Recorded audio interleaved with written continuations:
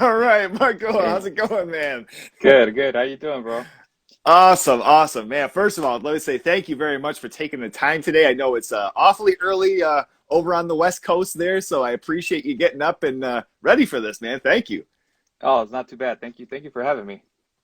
Absolutely, absolutely. Yeah, I was so excited, hearing about this movie coming out, and we're going to dig further into this a little bit later. But Studio 666, and it being something I had already spoke with BJ, and he had kind of mentioned a project, and then hearing this coming out, I'm like, wow, this is. He was definitely underestimating when he was pitching this. It was awesome for sure. So yeah, thank you very much. Like I say for coming on here and digging into the stuff that we're going to be. I absolutely love it. I love the path and the journey that you've had with film as well that we're going to be digging into, and how you got into all this. But starting out, I wanted to ask, as far as now seeing films of your own on a big screen, bring us back to your local movie theater, or even if you frequented the rental shop a little bit more, and maybe some poster art that drew you in, and something that pulled you in that you weren't familiar with, and if the art was as good as the movie was. Yeah, it's interesting because you don't really start. Sometimes you don't start noticing. Once you start noticing things, then that's when like you're like, oh, it's the awakening, right? And you're just like, Yeah.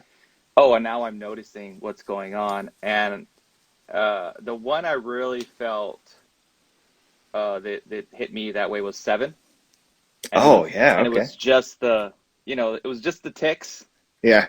with this, five and the two numbers, and it was like, whoa, this is dark. Like, what is this about? And then and it's actually one of my favorite movies too, as far as like um story and texture and just Sure. development and everything and suspense, which is one of the bigger things that I really like try to touch upon in my own stuff. And yeah, like when I was a kid, like my older brothers used to always just play all kinds of stuff. So we'd go to the video store constantly, and a lot of it was look at not even movie covers. It was the VHS, the big VHS box. Okay. Um, Okay. so I mean that's one of those. I can't remember the art for Full Metal Jacket, but I remember Full Metal Jacket being one of those that Oh yeah. hit me pretty uh, like just for some reason deep. I just was like, oh, this is very interesting to me. And for the longest time, I actually thought the movie ended right at the me so horny part because maybe my brother just turned it off at that point or something. And then like years later when I was in film school, we were watching it and it was like the I was like, there's more to this? Keeps Oh my going. God. Right. I don't know. It was very, very interesting. But those Oh are ones wow. I'd say. I wasn't super into horror as a kid. Hmm. I mean, I think because my brothers were, I was watching that stuff, but Okay. it was never like, oh, I want to see horror. I actually wanted to see more war stuff. But we saw more horror because they were the ones buying the VHS tapes, and you know, I was Right. like, all right, Okay. Okay. Yeah, and in some of that stuff too. I mean, you have some of the movies that are, like the war, or, kind of that environment. That definitely introduces some aspects of horror as well, as far as real life horror, or even some of the traumatic experiences that happen in that, or some of the effects that happen. I remember first seeing or Saving Private Ryan, and some of the shit yeah, that's on the beach there. You're just like, good guy, and the guy crying for his mom, and you're just like, whoa, I'm not ready for this. yeah, It's a exactly. whole different horror that you're not wanting to rediscover there. No, it's like a real horror. Is not to say that, but most of the stuff like if you think about it, is like very fantastical or just kind of like, you know, there isn't, a clown, in the sewer, like, doing all this stuff or whatever, but, Right. or like some ghost or whatever, maybe, but like the fact of like war, and especially with right now, it's like you can actually Mm, like the tragedy of that still present. Whereas, you can almost experience in horror films too, which is what I like about them, is you can experience that without experiencing the extreme of like actually dying. yeah, You know what I sure, mean? So you can sure. feel that it almost makes you feel human for a second, like, oh shit, like my Right. life is like, oh God, and then okay, Yeah. I'm cool. I'm I'm cool. So Yeah, yeah, I hear you there. I feel like there's that, aspect of it, and then there's the other end, when my wife and I are like walking down some trails at night, and we think that we hear a twig break, and it's like, look, I've seen every Friday the 13th. I know how to get out of this. Don't worry. Or at least right, you hope. Shit. right. So upon discovering horror and it becoming, something that you watched a little bit more and got more involved with, does anything come to mind as far as irrational fears that had maybe developed from watching something? And if so, how or if did you get over it?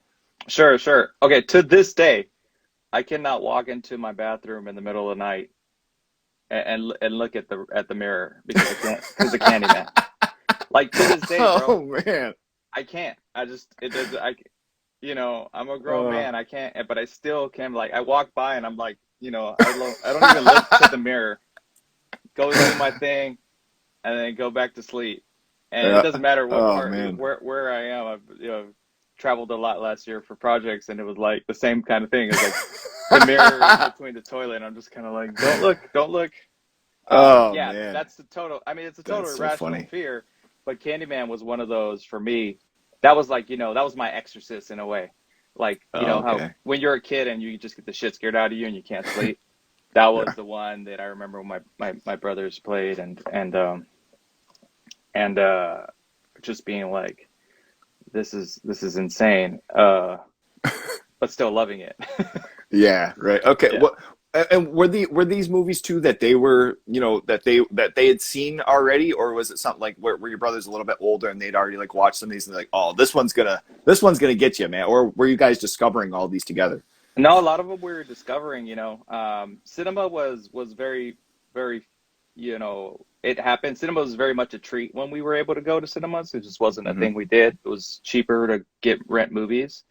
Oh, right. Especially with a big family, you're kind of like, you rent a $5 movie and at the house, you're fine, but you try to go to the theater and it's like, it can be very expensive. So, uh, whenever the theater experiences were like a very much a treat, which I really enjoyed.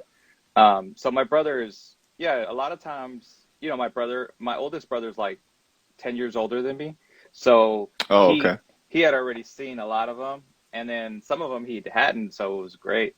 And we had a great little video store that was close to the house that just like, you know, all kinds of stuff, and it just was like just you know, watches, stuff that's in Spanish and stuff that's in, you know, um, they had it all sectioned off really nice too with like all the Oh, different okay. ones. So Nice. yeah, It would always be so frustrating going to a spot and they would have it, just maybe even by like new releases and then like a yeah, dollar bin, and it's like, oh my God, now I have to go through 9 aisles of trying to see if I can find something. And some of the stuff wasn't alphabetically ordered, like ordered. And just yeah, like, oh boy, what a yeah. mess. And my older brother was really good at like, no, we've seen that one. We're not gonna watch it again. Like Oh, we never nice. rewatch stuff. I mean, there were a few things that we bought that were like, oh, we love that movie, so we bought it. Mm. But yeah, like he was really good at like, just playing all these different movies, and some of them at the point Okay. we're a little too young sometimes to watch them, and then sometimes we're just like, all right, fuck it, we'll just watch it. Right. I mean, now mentioning on that too, were there some that you remember going to the store and maybe based off of the cover art, where it was like, I've got to build up some courage to get this one. You have something where Mm. it's like it just seems like it's a little too far out of reach. I don't want to mess with this one yet. Was anything come Def- to mind with that? Definitely the Nightmare on Elm Streets Oh were yeah. the ones Okay. because I mean, as a kid, I had dreams, and sometimes, and I just was like, I dreamt a lot. I was, and I didn't want those dreams to be infiltrated by Freddy By this Krueger. guy. Yeah. Yeah, and I Right. was just like, oh wait, he gets into your dreams, and it's just like, and as a kid too, I was very super imaginative. I would, I would just make stuff up and create my own little world. So like having that world be real to me was like, oh shit, it was actually possible. So I was like, let's Mm. let's not do this. Let's not introduce Right. this thing here. And the fact that there were so many, that just kept going. Right. It was that and Jason. It was like those were like the two like where I grew. I was like, Let's and hold off. yeah, and then I like as I go later, I tend to like gravitate to more like slasher films, which are kind of like I was like, oh, okay, I kind of like these a little better. I don't Sure, know. sure. Yeah, and it was always something with Texas Chainsaw Massacre, honestly, with Hmm. that cover art and just the having Leatherface on there and the girl that's hanging, and you're just like, there's just so. I mean, it's still to this day, and I appreciate more in the last maybe 5 or 10 years with the fact of cover art becoming more relevant and having artists, come in and do something for these things because it's like so many times there's been movies where I have zero interest in and I just see something I'm like, oh. Mm. I'm gonna have to check this one out. But Texas Chainsaw Massacre, that was always one that kind of pushed Oh me away yeah. a little bit. Like I'm gonna wait a little while here. So now, years later, becoming a visual storyteller yourself, tell us about 3 scenes in film. We'll even say horror or not that are Hmm. just forever ingrained in your brain. Something that you remember seeing and it just being, absolutely shocking or maybe visually stunning, a Yeah. unique shot. What comes to mind? Yeah, I mean, it's talking back about like the films like Full Metal Jacket, uh, and like Seven, which are like really big in my like I don't want to call it awakening of film, but like Sure. realizing that what film was doing, um, storytelling wise and stuff. Um, you know, this scene where Pyle shoots himself, to me, it Oh, has just just the eeriness of it, and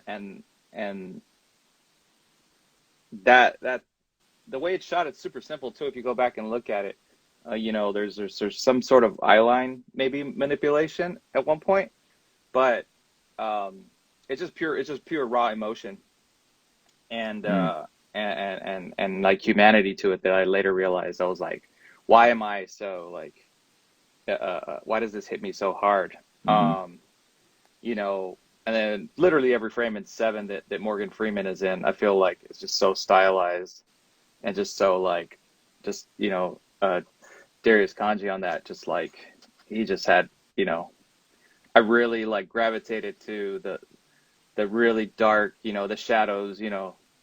the shadows actually defining the image as opposed to the light defining the images. Oh, Um, okay, yeah. you know what I mean? That was one of those where that happens. It's interesting because I also like to like think of like very like recent or not recent but like things that came out when I was like really understanding. Like The Matrix was another big one for me that just like the very first scene um uh uh, uh with what's her name, with Carrie Ann Moss, where she like Okay. walks across the wall and you're just like, oh shit, what was that? um that was like, that actually was one of the ones to me because I'm very technical in a way. I mean, I am very technical. Come from a family of mechanics and builders and stuff like that. So I've always Okay. been as a person who like loves to figure stuff out. As a kid, I used to take all my toys apart and then like try to make other things out of those parts. And that was one of Huh. those very first ones where I was like, how did they do that? Like, someone had to like come up with the idea, but then someone had to actually like figure out how to do it, Yeah, the execution. the Yeah. execution of it. And Okay. being technical, I think, has helped me a lot with that kind of stuff because I'll meet directors that are like, I want to do this crazy thing. And I'm like, all right, how do we do that? Understanding like mechanics and physics and Yeah. just even being curious and like building stuff on my own to figure stuff out. There's just like, I think it really has helped me kind of like understand that stuff. And but yeah, that's one of those ones where I was like, oh, like there's a very high technical aspect to this that, and then when you see the behind the scenes and you see all how they did it, I was just like, oh my God, that's insane. Unbelievable. Yeah. Yeah, okay. Now working in film too, and especially, like practical effects being another aspect of, make having its resurgence, for a little while now. But is that something that you appreciate, working on the set, or Yeah. is that something where you're like, this is taking so much longer and it kind of gives a little bit more of a headache? Or, I mean, from No, you saying that, your upbringing.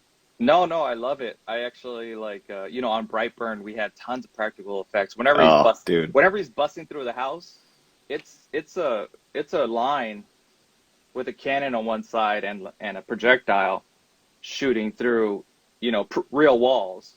And then, Oh, really? yeah, yeah. So like when he's chasing her through the Whoa. house. So, we had a really awesome effects team. They were on like Stranger Things and stuff like that. And they, it was really cool because like I would, and I tell my crew this all the time because as a DP, you don't touch anything. Like literally, like, you'll grab the finder or something and say, hey, we're gonna put a camera here and a camera here. And not because, and it's mostly because like I like to like just kind of like have a bunch of people do stuff and help me get it done fast. You know what I mean? Like operating's cool, Hmm. but like if I could have an operator up on a roof, I don't want to be up on the roof. I want to be next to the director, right? But Right. so I'll always tell them, especially grips, because grips come up with the coolest, like, hey, I want to hang something here, and they like figure something out, right? And I always like watch, and I say, if you ever see me watching, it's not that I'm like looking over your shoulder and like being like a micromanager. I'm just genuinely interested. Like I was You're a that fan. kid. Yeah, I was like that kid where like when the plumber That's came awesome. over to unclog the drain, I would watch him to see what he was doing. You know what I mean? So it's kind of This so little yeah. bastard's trying to see if I'm ripping him off. No, I'm Yeah, just right. interested. I'm just she was like, "What are you doing?" And so with Dang. practical effects, it's very much I love doing it. We did a lot of it on Studio 666, just because we had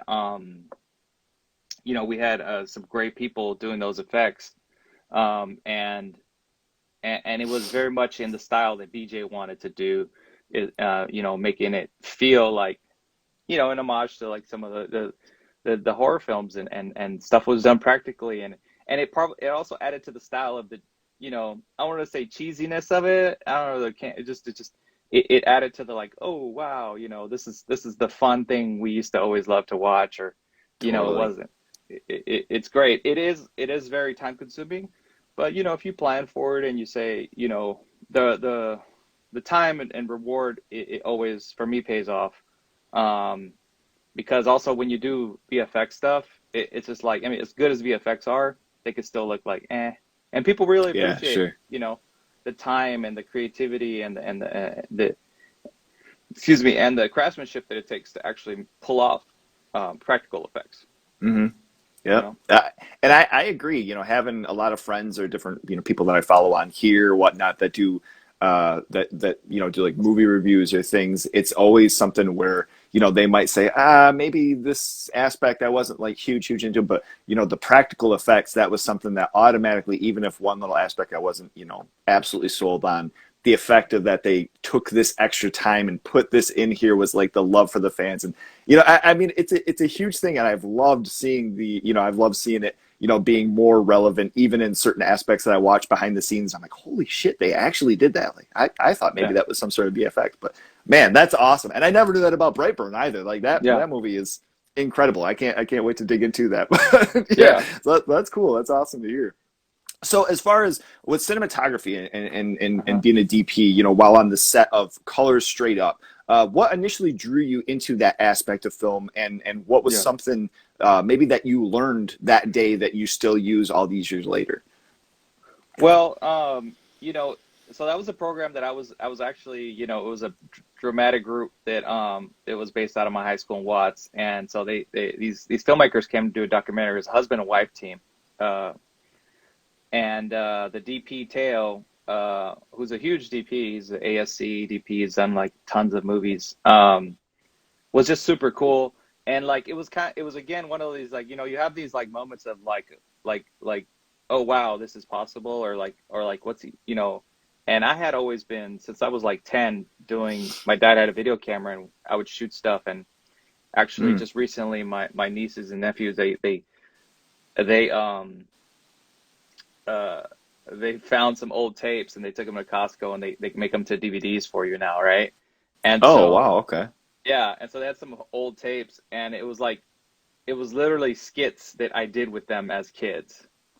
Um, Oh you know, man, and all these like little, I had awesome. like a stop motion thing going on, all this like crazy stuff, and I was like, they're like, dude, we found this stuff, and it's like you doing, we were like a whole little scene and blah blah blah, and I was like, oh wow, like, and so that was when I started doing that, they filmed us for, it was a documentary, so they filmed us for about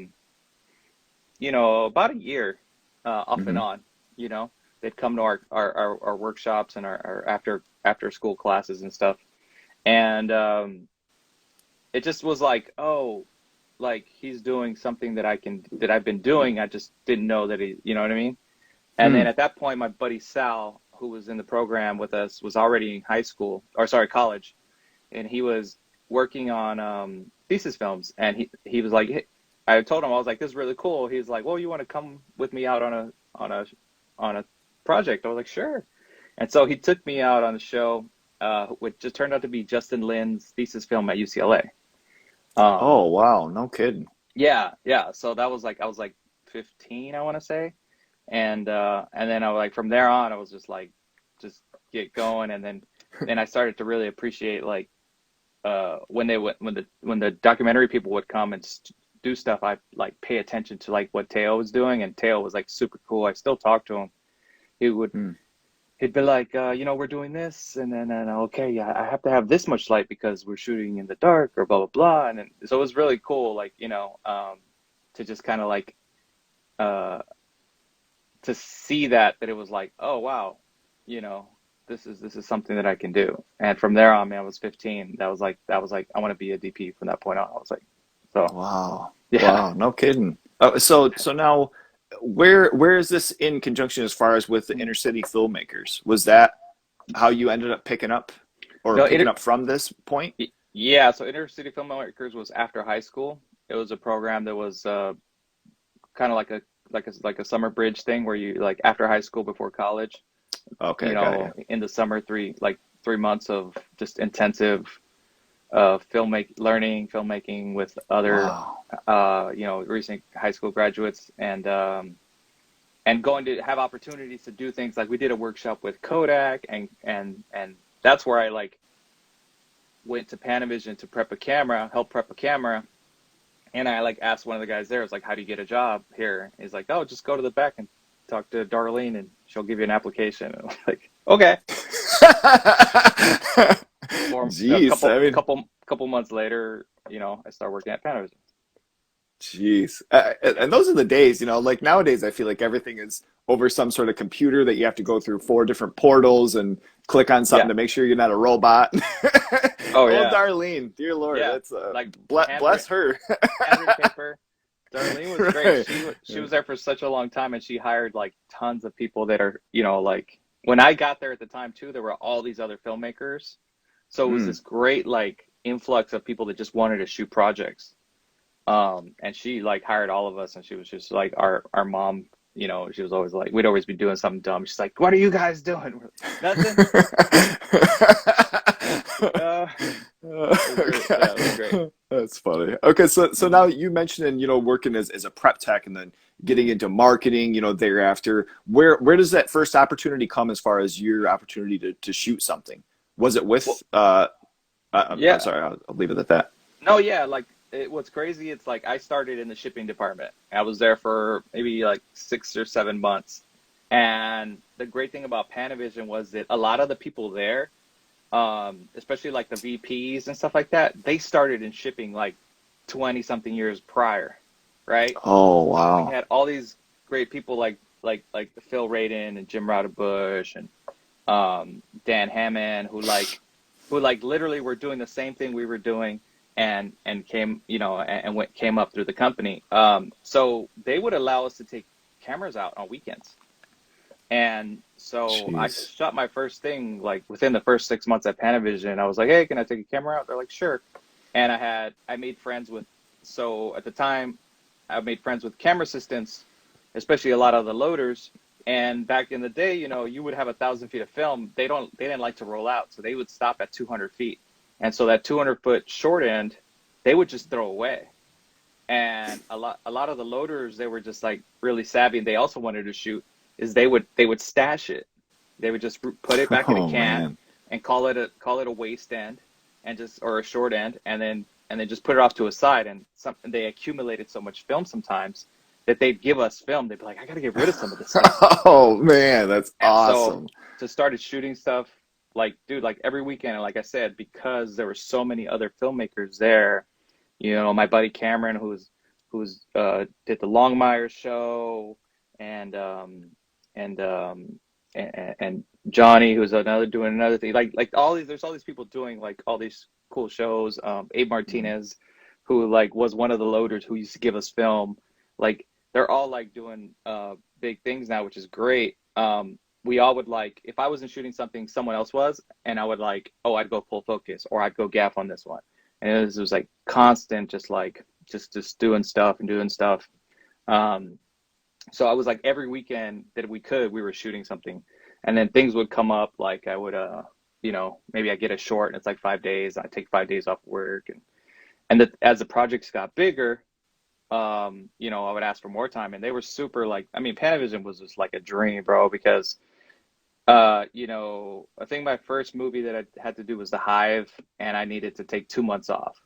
And it was like, hey, I need to take 2 months off. They were like, okay, we'll just put you on a leave or something. And it's like, what job can Dang. you say, like, I need 2 months off? And they like go, okay, Yeah. cool. And you'll have your job back in 2 months. Not happening. No. And Wow, then that's like incredible. Brightburn came up. Brightburn I shot still while I was at Panavision. And I was like, hey, I need 3 months. And they're like, okay, cool. And Wow, so, no kidding. Okay. Are yeah. you still with Panavision then? No, I left. So I left in 2019 Okay. to shoot Books of Blood.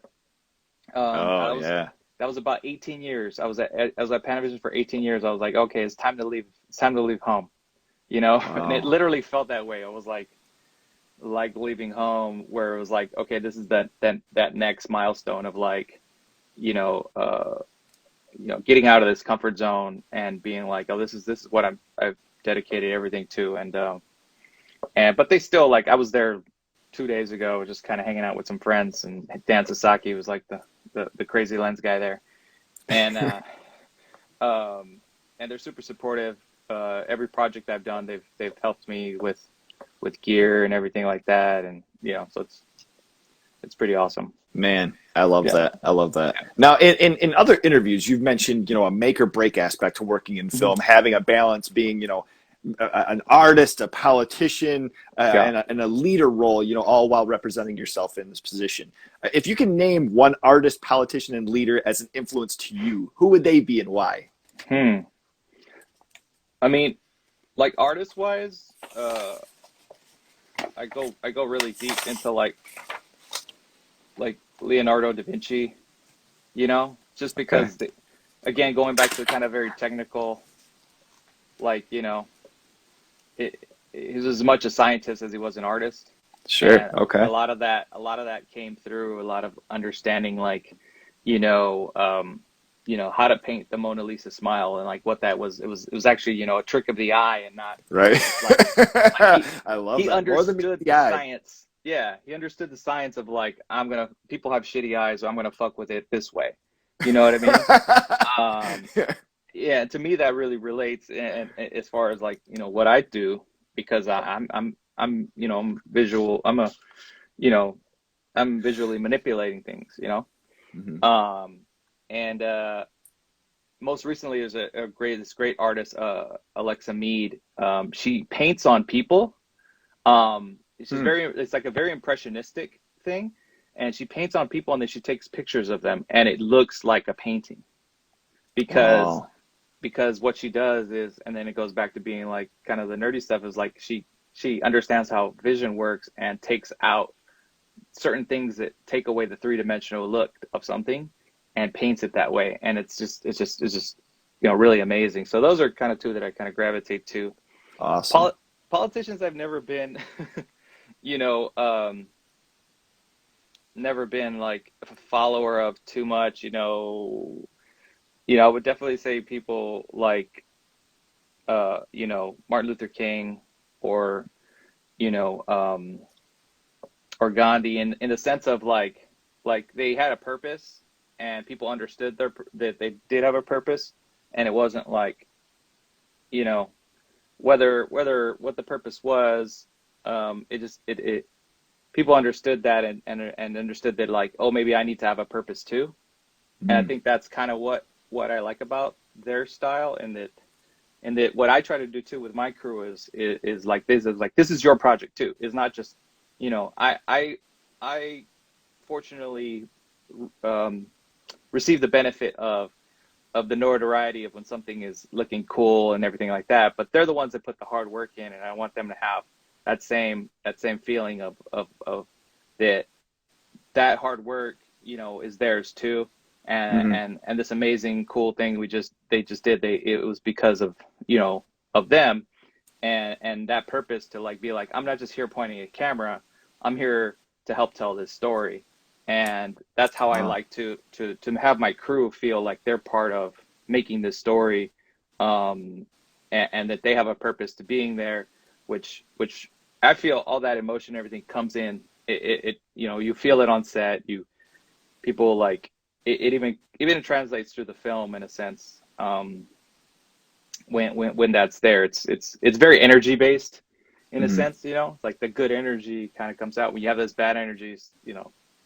Sometimes it's just like It it brings things sucks. down a little bit. Yeah, yeah, for Yeah, sure. and it's crazy because we do such a fun thing. I mean, we get to play make believe all day, and it's like I'll get, of course I'll get mad sometimes, like damn it, but like it's like, oh dude, we're like, oh, the explosion didn't go well. It's like we're Yeah. we're blowing shit up. Like, okay, let, let's do it again. Figure out how to do it better. Yeah. Or like to be like pissed at like, oh, it's just kind of like, oh wow, like really, like so.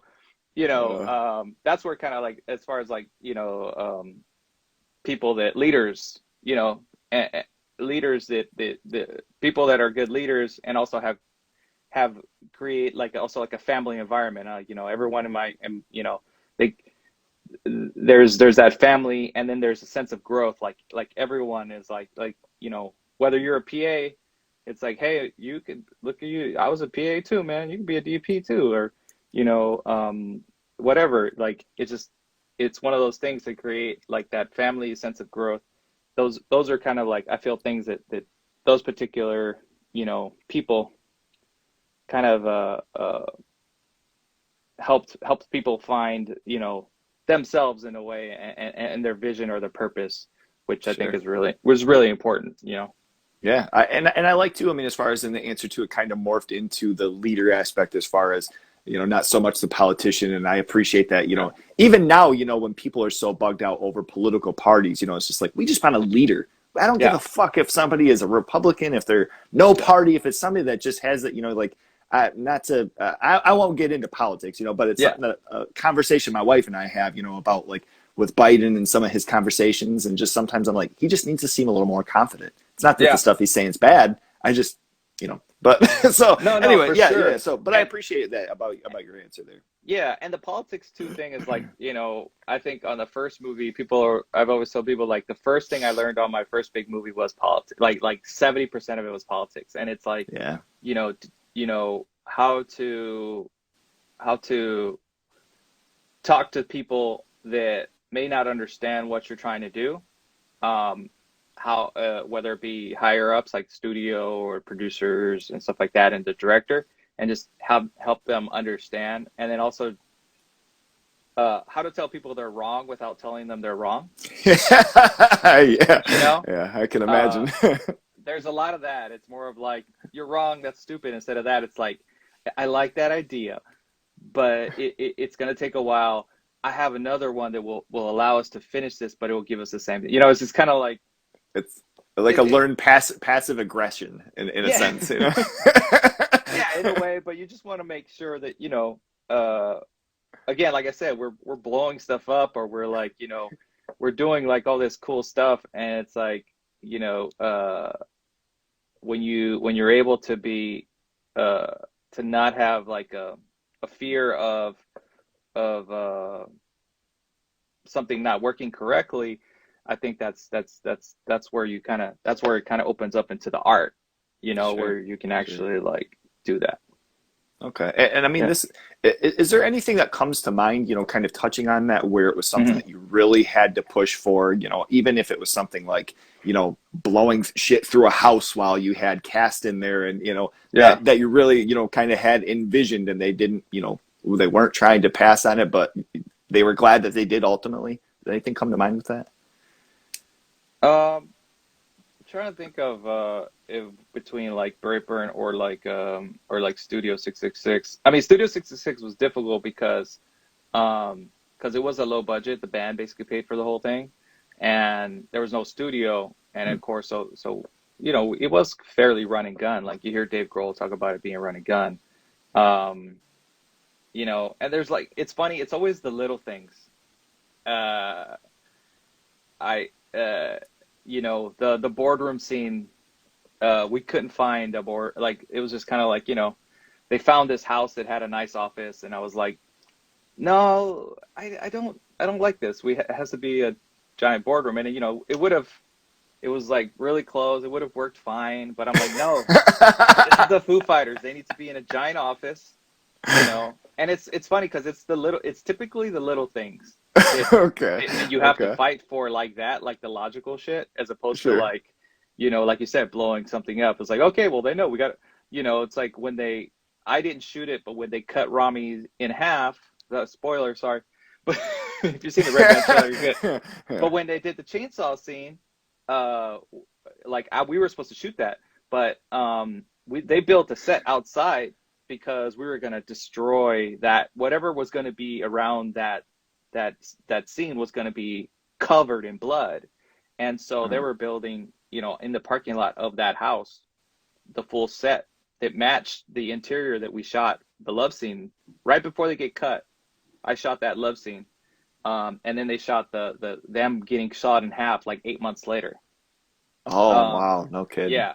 So there's things like that. They were like, yeah, we got to build a house, and it was like, okay, cool. But then like little things were just like, yeah, but that looks, you know. So Okay.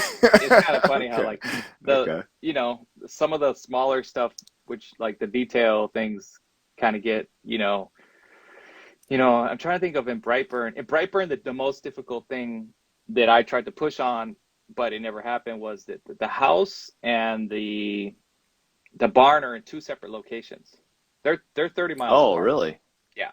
Wow, no kidding. So yeah, Dang. so you know, I was like, we scouted a couple places where like there was a house and a barn. I was like, this is great. We can walk to it. We can do this. Uh-huh.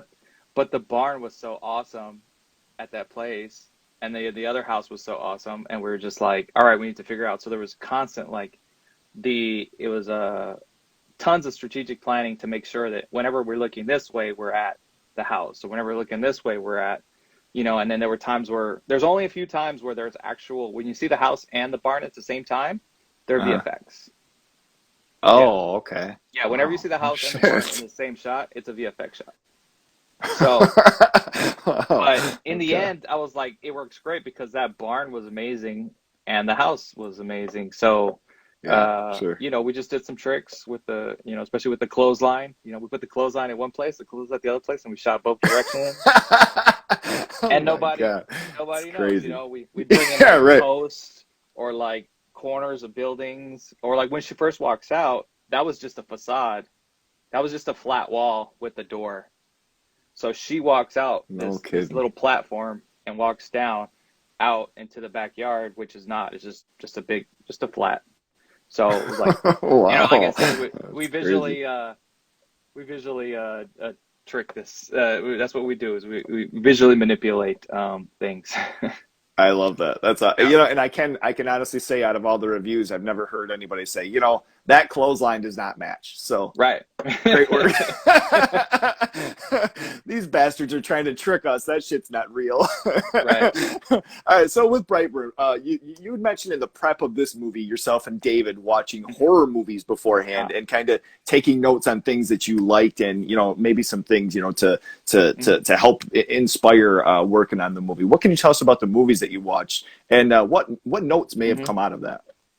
Yeah, that's great. Yeah, I do a thing I call it date night, you know, with my directors, or we like Friday or Saturday, and we'll watch like two or three movies.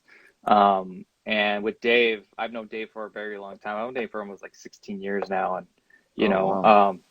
so we get to his place, and along with our producer Simon Hatt, we would do a list, and a lot of them were like, you know, The Conjurings. Um, uh, I want to say there was the like a lot of like the Annabelles and those kind of things like that. We didn't watch any of the Superman movies, just Oh, because okay. we weren't trying to make a Superman movie. Right.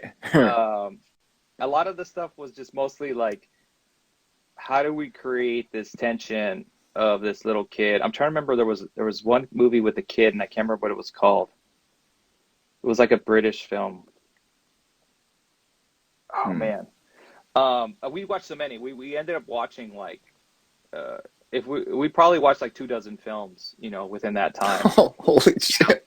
Yeah, because we were watching like 3 movies a night and we do like Friday and Saturday and then like the next week Friday and Saturday. Because we knew we were going to make the move. We knew we were going to start doing the movie in like November, and then we left in February.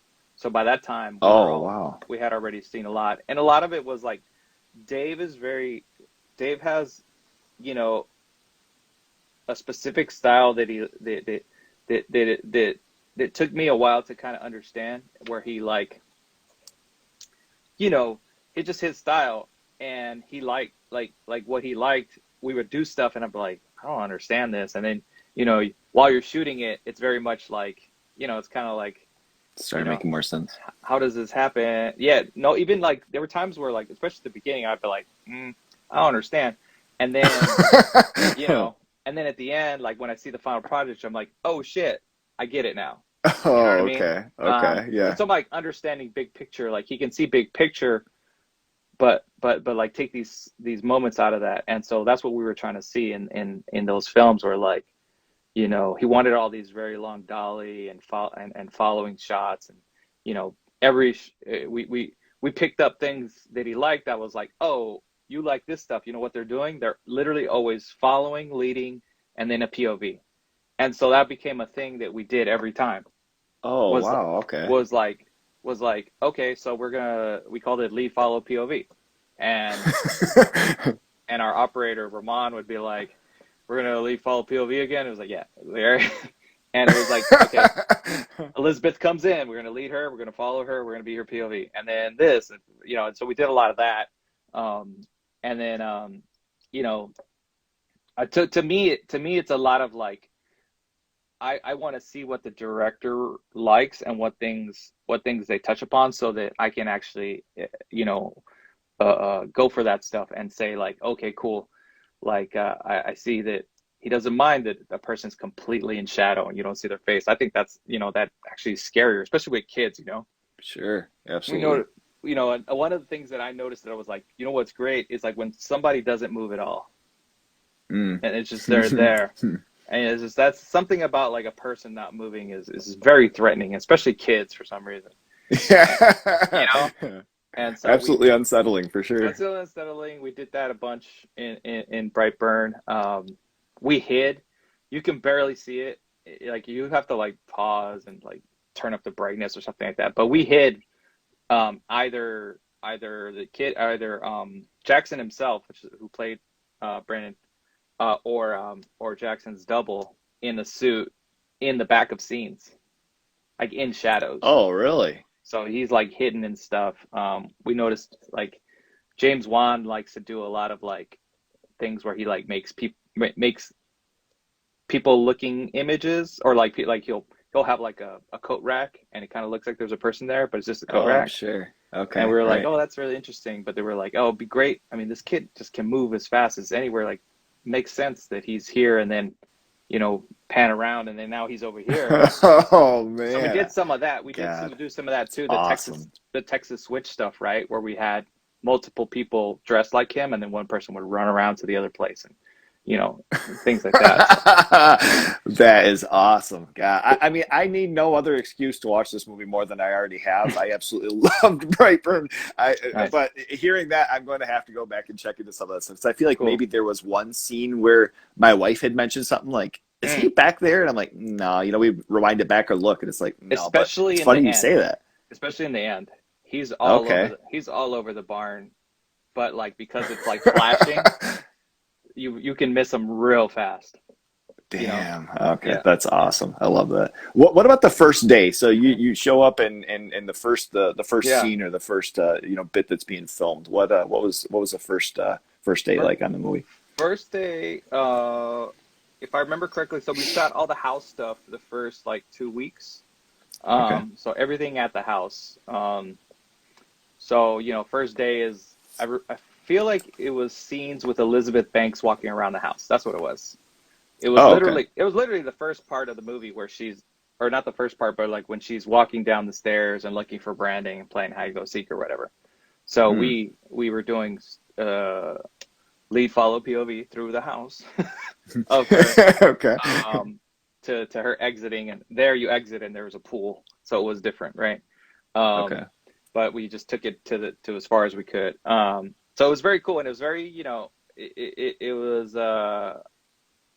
it was like, I like when I get butterflies, like when your stomach's like, oh, I don't feel too good, because that means, like it's serious. It's like you're like, oh shit, like, and those that was definitely one of those days. We got James Gunn, who's producing the movie, and he's there every day, and you're like, fuck, and we got his producers who do great work, and they, and then we have Elizabeth Banks, who's a director and also just a great actor, and just like, she's no bullshit, like she's like on point, you know, does her thing, boom, Mhm. and so it was a little nerve wracking in the sense of like, and it was a pretty big crew too, right?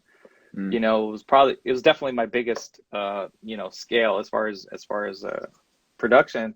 So it just was like, oh wow, like, uh but it went well, and then it definitely was one of those days where you're just like, that night you're like, oh my God, I'm just done, just so tired. Okay. Yeah, yeah. Okay. First days can always be a Draining. little, yeah, dude, for sure. Okay. Okay. It's funny too. We were Yeah. just talking about, old Brightburn creeping up, and I didn't even notice you have the poster right behind you there. Oh I'm yeah. just looking, and I'm like, this little bastard just crept up on me right now. Yeah, it's So, always behind me. as far as within the movie, what was something that, while maybe it was a moment from, from script to screen, that you were Hmm. just excited once seeing the final product, or, kind of mentioning, with certain aspects, what David mentioned, like the smaller details, and you just weren't picturing it in your head, something that Yeah. came to fruition and you saw it, you were just overly proud of. What was something with Brightburn? I mean, overall, there was a lot of stuff I'm definitely very proud of, because it was very, it was very ambitious. We were making, you know, a quote unquote comic book film in a low budget number, Mm. uh, and we had, like, all these people that work on giant projects helping us make this very small film, and I was very proud of all the like practical and visual effects, Oh, because, okay, sure. yeah, because especially we had, the scene where, she's hiding under the table and Brandon flies through multiple places. That one was the most complicated visual effects shot I ever had to do, and we had amazing group from Trickster in Germany, a producer and and um, and uh, and supervisor that like work on, like, you know giant movies, super Spider-Mans and all and Guardians and stuff, and Oh, that, wow. because that shot was, like 5 or 6 actual shots, because it was just so complicated as far as what was going on with the practical and with the visual and the plates, and shooting Elizabeth, and not shooting Elizabeth, and having a double, and all this stuff like that that went into it. The eye is probably the one that I pulled Oh. the shard out of the eye when we were doing that one, because that was another one that was practical and visual. So we had, the actor, she was pretending to do it, right, and Uh, then they had her live cast of her face. Just live cast is basically like, they put cement on your face or whatever, and they make a rubber cast of your face, and then they make oh, great. a bust, right? For those who, Okay. and so that had the actual glass in it, and so we laid that over her like image, and then had her pull out the glass. And then, I had to do all this other shit like plate, and then a blue, and then a lighting thing, and then, and then you got to get your sphere, your 3D stuff, and blah, blah, blah. And while doing it, I was just like, this isn't going to be, I don't know. And then I watched the final. I was like, oh, man. So, Yeah. You and everybody else had that same reaction. Right. I was just like, ah. And I knew I was there when we were doing it. I just remember being, and I think it was just because it was one of those that took a long time.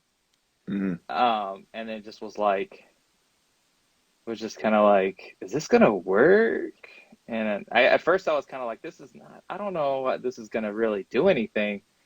And then when I saw like the final, I was like, oh shit, this is great. Like, and I think one of the things too that took so many people by surprise was just the effect of like, okay, maybe there's going to be some horror elements to it, but not to that extent. Like I remember first reading reviews and people saying there's an eye scene and there's a truck accident that are just probably more disgusting than any horror movies you've seen recently. I'm like, what?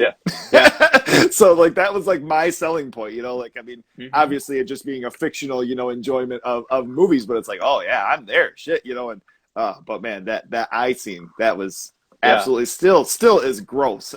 Oh yeah. We had I remember very effective. Dave telling me that they were doing the sound and the sound mix at Sony at like fucking big stage or whatever, and he was telling the guy, he's like, I want a little bit more like some sort of squishy as the eye comes out. He goes, I don't see it. No, I can't see it. And Dave's like, it's right there. He goes, no, I can't look at it. Like, so the guy was like, no, I can't look at it. Oh my god! And the guy just tweaking the sound was just like, just tell me where to turn it up, and I'll turn it up. But I'm not looking at that. Oh, that is hilarious. Which I thought was pretty funny. Yeah. Oh my god. Oh man. If there was anything on that shoot, anything from the set that you could keep as far as, it's kind of like a little memento or something, just to have for your own personal collection, what would you have kept from the movie? Oh, you know what? I probably would have kept the shard from the spaceship. That the broken piece. Okay. Yeah. Oh god. Because it symbolizes a lot, as far as, many, I wish we could have added a little more symbolism to it as far as like what was going on. It took us a while to get the spaceship, so but like I feel like that would have been like a cool little thing of like, oh, here's the shard from Brightburn. What? Right. Kind of chilling there. Absolutely. Yeah. So cool. Okay. So moving on from that to more recently, we have Studio 666. Now you were the initial DP for like the first 20 days of shooting you had mentioned, and then Eric had picked up after, correct? Yeah. From damn COVID, son of a bitch. We were on day 20 of the movie, day of 20 of like 27 days, which, if people know, like that's pretty tight, especially for a film like this where we're doing all these practical stunts and also have a lot of characters in the band. There's 6 freaking people in the band, and so it's a lot to have to cover. We were actually shooting that Friday. It was a Friday, I want to say. They wrapped us. So that fight with the manager, technically was going to happen that night, but then it started raining, and we had already shot the previous scene with Pat and Nate up at the top with the van. We shot that 2 weeks earlier, so and it wasn't raining, and they were supposed to happen simultaneously, right? Right. And so we were like, okay, we'll start the fight. We'll start fight like towards the end of the fight. We'll say that it started raining. And so then while it was actually raining on us, we shot the last half of the fight. And then they were like, okay, guys, there's a weird COVID thing. We're going to shut down for a couple weeks and hopefully we'll come back. And of course, however many, it was literally like 8 months later, they went back. I was up for something that I needed to kind of put it on hold for. And so then Eric came in and take over. they ended up getting like double the amount of days because COVID was like, okay, there's only 3 people in this room at one time, and if you've been on a film set before, Oh yeah. there's no such thing like work you can't. It's like there's always like 20 people. Somebody's doing something up here, someone's doing over here, Right. Right. somebody's fixing the curtain, but it was like no, like 3 or 4 at a time, and so they Now, actually was got that just cast or was that crew, everything? anybody. It was like each room had a Oh certain. It was man. like well, it depended on square footage. You Okay. know, depending on the size of the room, it was like no more than this many people at one time. And so yeah, they had to do that. But right before while they were prepping, I was still around. And I was like, and I would go in and I was like, this is how we did this, and we had planned to shoot this like that, and like I said, we shot Rami's scene, 8 months earlier, with him and Whitney in the love scene. So basically, the only thing they shot was the chainsaw coming through in a place, and they had like tanks of blood in that. Oh Rami's is my God. Rami's is the only band member that I didn't get to kill. Yeah, I killed, I You're killed, like, I need to take these notes. I killed everybody else. I killed all the other band members, but I didn't kill Rami. And then the pool scene, which is epic. That Eric did that. They spent a lot of time on that one because there was a lot of rigging and a lot of having Dave actually fly in the air, and they had like Yeah, insane. stunt person and everything like that. It was all this kind of crazy stuff. Right, right. Yeah, I love yeah. that. So now, as far as this is the second time that you've worked with Foo Fighters. Mm, What did that initial time working on Fresh Products, the commercial? What did that yeah. bring as far as maybe even a little bit more inspiration for having a fun time killing these guys on this one? Well, that's the funny thing is that Fresh Products was after Foo Fighters movie. Oh, no Yeah, shit. Oh it just wow, came no out kidding. before. So in 2020, we shot till like March, right? And then Uh-huh. they came back in August, finished in August, and then we shot Fresh Products in like October, I want to say. So No kidding. Wow. yeah, and because it was literally like the producers from Studio 666 called me and they're like, "Hey, Dave has this crazy idea. What's your availability on Wednesday?" And it's like Monday, right? And I'm like, "What's up?" He's like, "Come on over." And we talked about it and blah blah blah, and then we shot it that Wednesday, and Oh we no had it edited, shit. and like a week later it was done, and then I think he put it out like just right after that or something like that, because You he shot wanted it that day? we shot it on Wednesday, so like 2 days later, right? Oh my Yeah, God. yeah, and Wow. it was a quick 1 day shoot. Dave has these cool, crazy ideas, and then he gets people that helps him execute them in Jim Jim Rhoda and John Ramsey, and Okay. yeah, and so it's funny, yeah, because no one really knew that the Foo Fighters thing was happening, that the movie. And I would say to some people, "Yeah, we did a Foo Fighters movie," and they're like, "Oh, like a concert movie?" And I'm like, "Nah, it's A little different. yeah, yeah." So I kind of, like knowing that it's funny because I knew that they were more, and like it's the Foo Fighters. I'm a fan. I'm of them, especially Dave from Nirvana, and so like when I was doing the movie, they were super cool. And so like when we were doing Fresh Products, it was just kind of like, "Hey, what's up, guys? See you again." And at that point, though, everyone's wearing a mask, so it's very kind of like, you know, you can't. It's Right, kind of hard to right. see expressions in people's faces when everyone has a Yeah. mask on. Right, right. For some reason, I was thinking when I saw that it had like a copyright 2019 thing at the end of it. So that was why I was thinking that Oh, it was beforehand. So this was no, shot and released after this movie came. correct. Oh, no Yeah, shit. Okay. yeah. Okay. Nice. All right. So you already had the opportunity to kill off these fellas, and then now you Hmm. had to be a little bit more cordial this time. We'll Yeah, yeah, have to yeah. be a little more caring this time.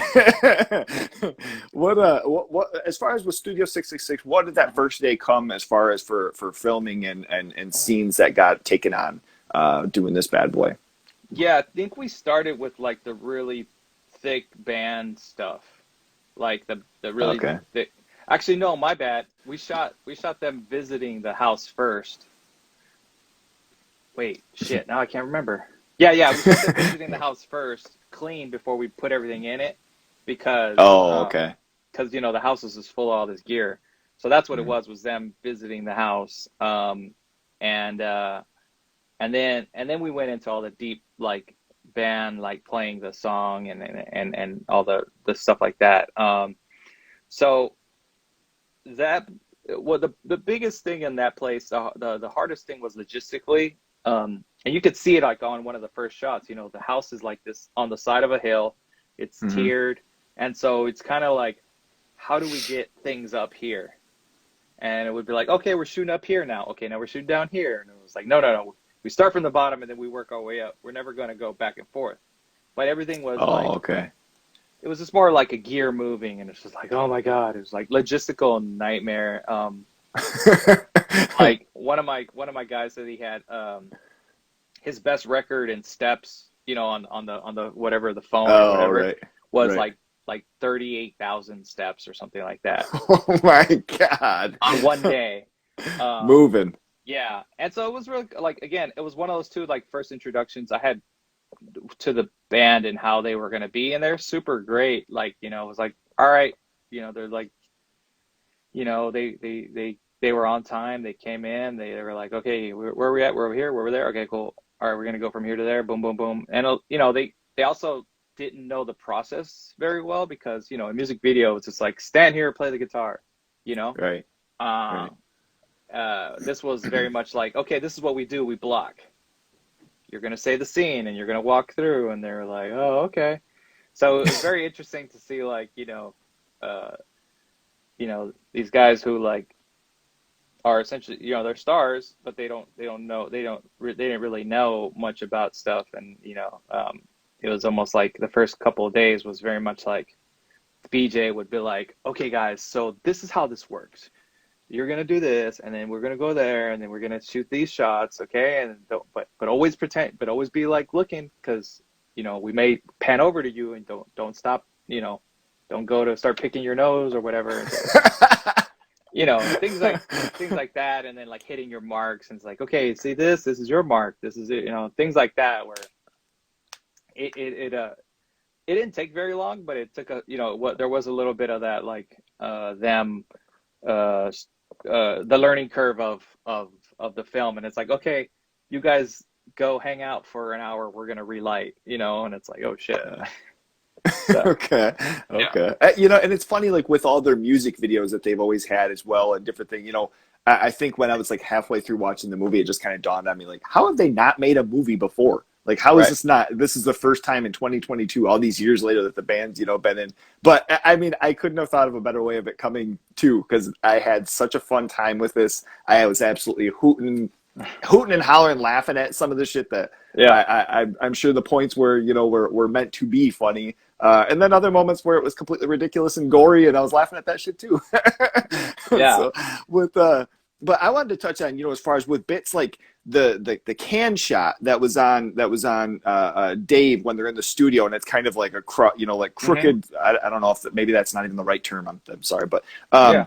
that those were the moments that felt like very much the old school horror kind of approach, along with the score and some of the effects, but the camera work. What went Yeah. into as far as some of that inspiration for when you're planning out those shots. Well, you know, the interesting thing about it is that BJ is a camera operator on Mm-hmm. like some amazing movies, like a lot of, like he's got some great credits. He's an amazing operator. And and a lot of horror films. So and he does a very ingenious thing, which some people do, and I tell a lot of people like even if you're on set as a PA, like you can learn, you can see what's going on and understand. And when you're the operator, you're in the forefront of what's going on, to the decisions that are being made, and things Sure. like that. And so I feel like he's learned so much from the directors that he's worked with, that it becomes a second language in a way. Mm. And similar with me, like I've had, I'd come off of Brightburn and Books of Blood, like the whole horror tension, stuff that already was just kind of like a it's already like ingrained in a way. So we were literally actually, it's like practice. It's like I related to like football. Like I remember we would practice, and they'd always have you practice like this weird thing, like a back pedal and a turn, and back pedal and a turn. You're doing it 1,000 Right. fucking times. You're like, why am I doing this?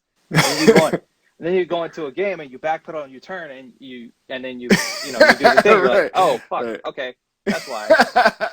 Yeah. And so it becomes a little second nature in a way. Okay. And so for me and BJ, it was very much that second nature too, where like we started talking and we'd be like, oh, we could do this, boom, boom, boom. Okay, we don't have, and then well, can we go over here and then come through there? And it was a great thing because we really were able to like build ideas from our just general knowledge. So there wasn't like a real, because I met BJ like literally like 2 weeks right before we shot, and Oh, they okay. were like ready Huh. to go. I met him that day. We hit it off, and I started working for him that day, and we started shot listing and figuring things out. And again, the great part of it was we were very much just going through like having already gone through like a bigger productions and kind of figuring stuff out. It was easier for us to like really like play in the sense of like they're instinctually, as opposed to like, we need to do this shot because it looks like this. And there were occasionally stuff like Oh, that okay. where we were Yeah. like, this is that shot, and we had those in our shot list. We're like, this is the shot from that movie. This is the shot from that movie. Or, I want this to be like this. And BJ is so like, BJ is like super deep in the horror, like, stuff where like his stuff, like, he was pulling up movies. I was like, I've never seen it, bro, but I'll go watch it, you know?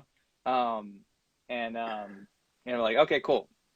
I got it, so it was a lot of that. And then on set, it was very similar. And we had, talk about like you hooting, hollering, and laughing. That was us on set, which was like the best part. Okay. You know what I mean? Because something would happen on set, and then everyone just busts up laughing at the end. And you're like, oh, we just fried Nice. somebody, or like something just happened, and we're just like, it just was like so much fun. Okay. So yeah. Okay. What now there's been a mention that Taylor, was Hmm. actively refusing to learn his lines and improvised a lot of his dialogue. Were there Yeah. certain shots that didn't make the movie that you really wish had, or was it kind of a process as far as like having to go back and reshoot more because you're like, that doesn't make sense here. There's very little that didn't make the film, and that's kind of what happens when Perfect. you shoot in a low budget. Like you're literally making your film. They were able to like pick up additional things towards the end of the second part of the shoot, Hmm. because they had an edit and they were like, oh, we need an insert of this or a thing of that. But you know, and it's funny because uh, I think Taylor just wanted to be more authentic, Authentic. Yeah, you sure. know, and he wasn't refused. He was like, I'm not gonna say the lines. It's just more like, what do you need me to say? All right, I'll say something like that, you Along know. that line. Okay, Yeah, I like and that. just because I think it was a smart move for him, because like if you think about it, if you're not an actor and you tell me to read a line, I'm gonna read a line, right? Whereas if you're not an actor and you just say, just tell me to fuck off. Okay. Yeah, right, right.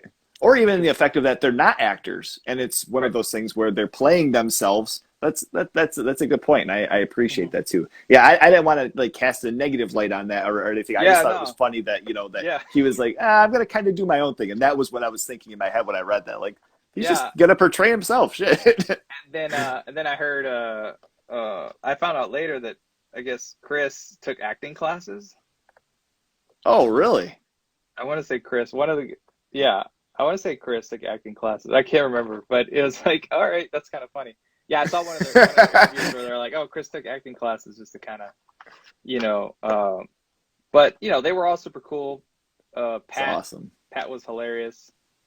At one point Pat didn't even know, like it's so funny how like, at one point we were shooting something, and then Pat goes to look at one of the monitors. It was like the first time that he'd looked at the monitor, and he was like, "Oh my God, this looks so cool.